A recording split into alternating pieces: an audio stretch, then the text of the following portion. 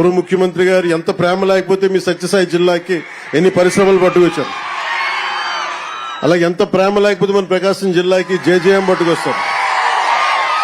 ఏ జిల్లా అక్కడ బాపట్ల అన్నా, గుంటూరు అర్బన్ అంటున్నారు, అనకాపల్లి, తిరుపతి ఒకటా రెండా?